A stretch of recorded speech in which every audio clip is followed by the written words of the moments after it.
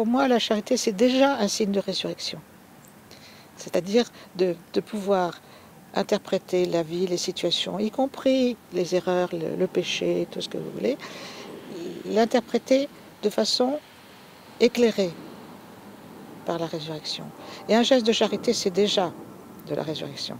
Le mot charité, dans la langue française en tout cas, pour ailleurs j'en sais rien, pour l'instant il peut aller du geste un peu méprisant, oh je vous fais la charité mon ami, bon, jusqu'à l'essence de la plénitude de la foi en Jésus incarné, incorporé dans la chair. Voilà. Peut-être que la première signe de résurrection, c'est la manière dont on va aborder la douleur de ceux qui perdent quelqu'un de cher. L'amitié, la compréhension, le non-jugement. On en est parfois loin, comme dans d'autres pratiques concernant le couple ou des choses comme ça. Mais ça, il me semble que le geste d'amour, c'est déjà une transfiguration.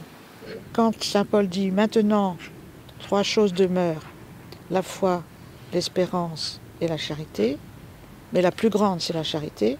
Quand il dit ça, il a voulu dire la totalité du mystère de la foi et de l'annonce de la vie du Christ. Ça veut dire que c'est la densité d'une relation à Dieu, mais ça veut dire aussi que ça a une densité humaine qui peut passer par des gestes de grande banalité.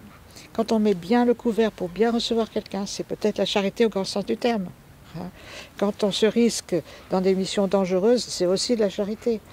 Ce qui fait la densité du mot, ce n'est pas l'ampleur de l'action qui est en cours. Bon, alors, l'amour d'un père pour ses enfants, l'amour dans le couple, le service qu'on rend aux voisins, on pourrait comme ça décliner de façon infinie.